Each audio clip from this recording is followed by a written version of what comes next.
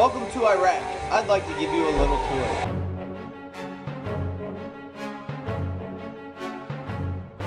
From someone who was a fighter, and that was my career, these guys are fighting on a whole different level. They're fighting for democracy. They're fighting for our freedom. They've given so much for us. We need to give so much back to them. Most IEDs, how they happen is while you're driving, they wait until your vehicle passes by, and they hit a switch, and it blows up. It rocks you. It's hot. It's dusty. There's smoke. You're disoriented. It is the most terrifying experience you've ever been through. Boom! It feels like your whole chest caves in, all the air is sucked out of. You can feel the pressure on your entire body. The signature wound in these wars, Iraq and Afghanistan, is polytrauma. You get your legs blown off and you have a traumatic brain injury. The brain injury needs to be known that it actually has a consequence. Even a mild brain injury is going to have a consequence. I didn't know my injuries. I couldn't remember a week, 2 weeks, and when I came through, I would still miss weeks at a time. been banged around quite a bit. I never took shrapnel, never took any bullets, but there's definitely something different.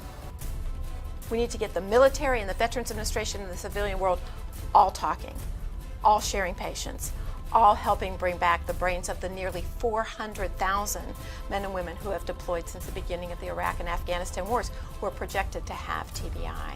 The veterans, in many cases, particularly due to brain injury, post-traumatic stress, and other issues, don't adapt very well. They really need support services. Well, SERV stands for Supportive Education for the Returning Veteran. They've got classes set aside just for vets, and then they have a tremendous success rate as they go regular classes. Astoundingly, statistics show that our returning veterans are experiencing roughly twice the level of unemployment of the regular civilian population. These VA voc rehab and counseling centers do prepare veterans, with resumes and vocational assessment and direction, et cetera, but there's very little activity in terms of actual job placement, brokering these young people.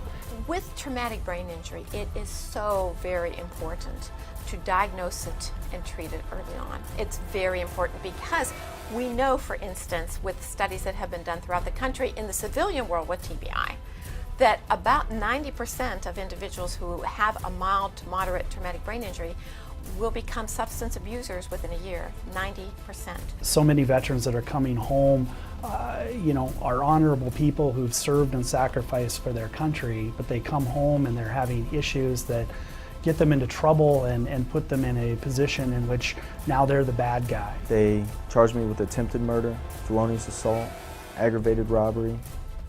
Most of the people that we see in a veterans court had no problems before they went overseas, before they went to Afghanistan or Iraq.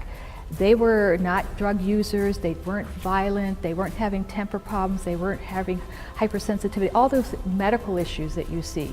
When they come back, they're damaged. Switching from being military just to civilian is hard because there really isn't a lot of cohesion when it comes to civilians than there is for military. There's a lot of difference. And that makes it very hard for any kind of vet coming out of the service to get used to again. Post-traumatic stress, TBIs, because of these situations, there's good people doing things that are not normally in their character. Because they don't know how to transition, they think it's just a personal battle that they're dealing with on their own, and it's hard to transition back into this world, being used to that world. When you get back into civilian life, there's got to be a transition there, which I don't think is presently available. It may take up to a year to train a combat infantryman. He comes back, he might have a month to readjust. These guys that come back and they're damaged, their spirits are broken. They're broken, but they're not defeated. So if we can help resurrect the warrior through any type of interaction, this is what we're asking. Time for we in the civilian world to do our part as well, because we owe it to our veterans to do that. To me, if you're going to send somebody off to a war, then you're going to take care of what happens to them when they come back.